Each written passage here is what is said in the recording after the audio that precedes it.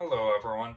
So recently I've done a video asking for help on my Mutant Crow Classic DCC Fusion game setting.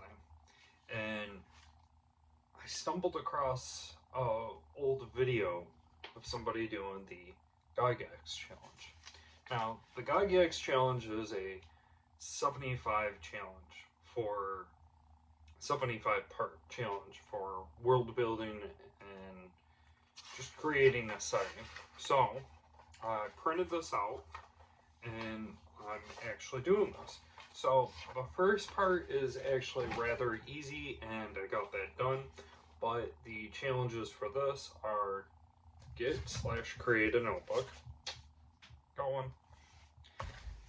on. Develop your pitch and gather your sources of inspiration.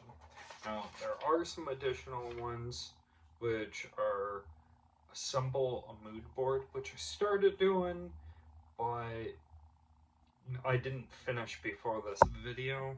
I wanted to make it look a lot nicer. And then practice your pitch. Well, this is my pitch. So, let me talk about my setting. So, first off, I got the notebook. Now, for the pitch of my world, it is a gonzo setting.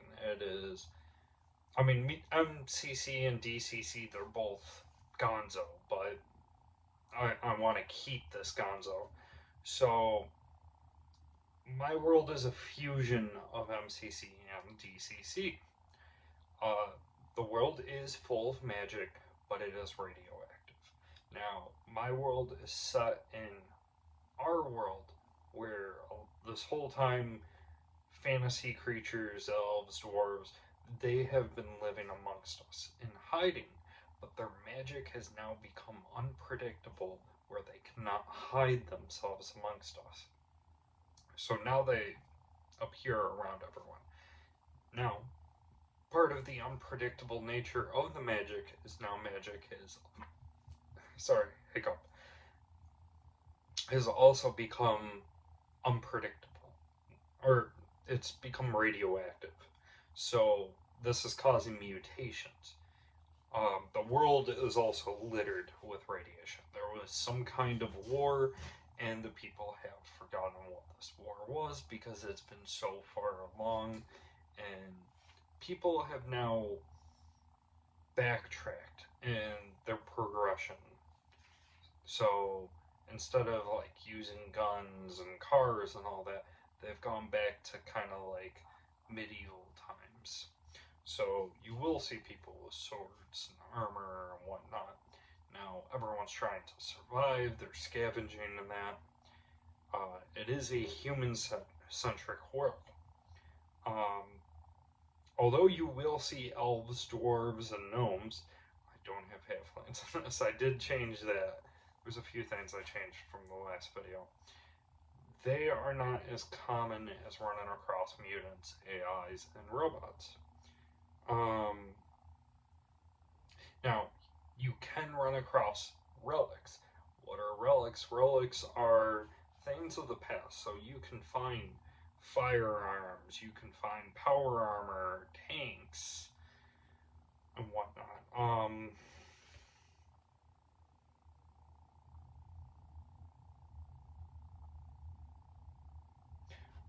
Even the creatures of the world have also mutated.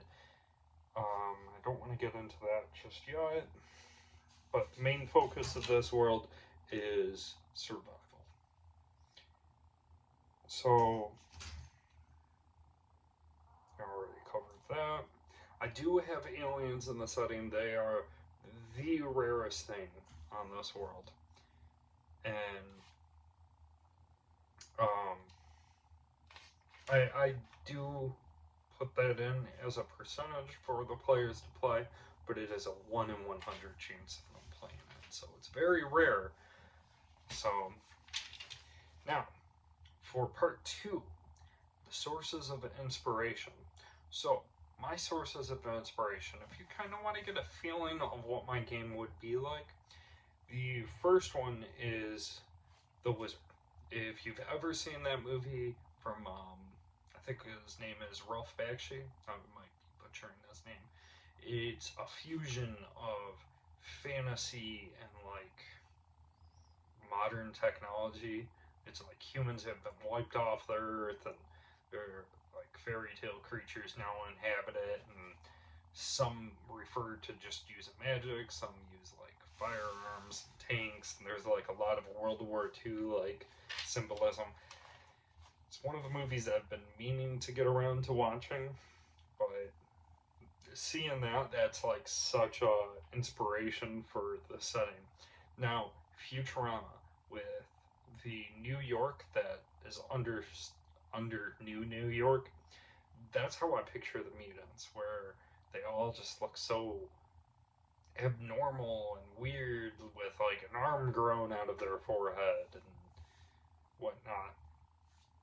Um, my fairy tale creatures. Now, the reason why I got rid of halflings is me personally, as I didn't feel it fit the fairy tale feel enough for me. Now, I want to make my fairy tale creatures feel more like Pan's Labyrinth.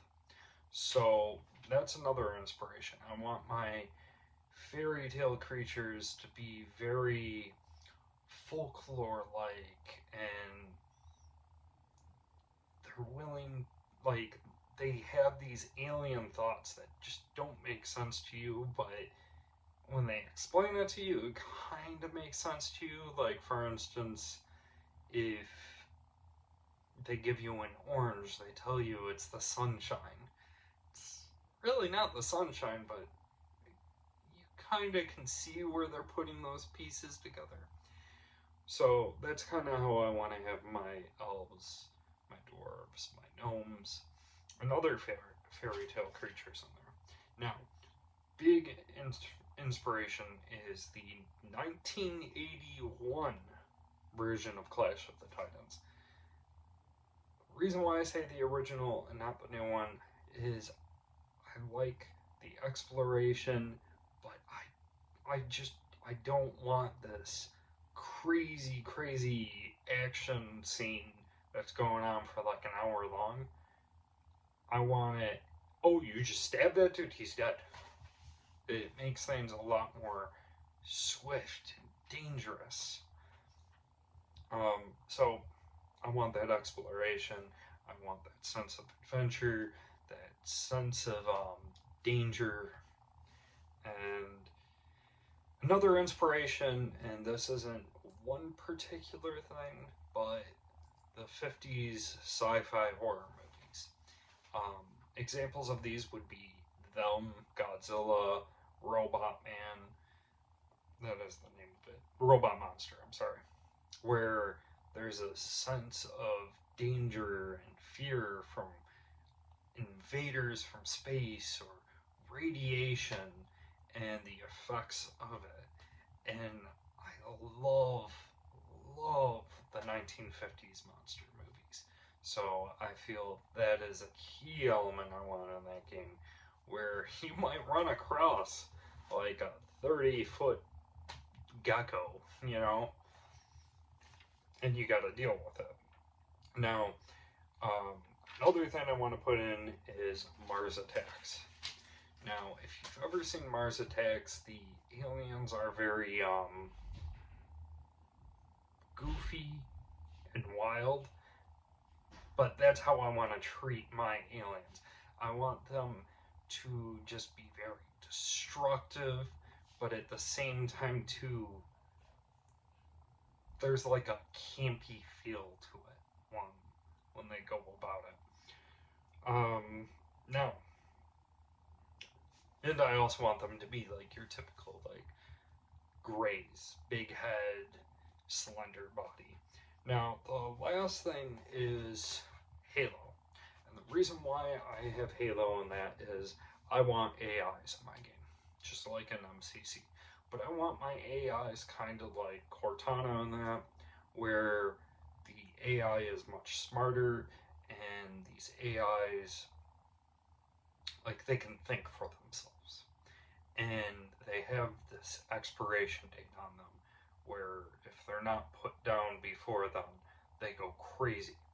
Well, I figure after so long of them protecting these facilities or ships or whatever, they've just gone insane.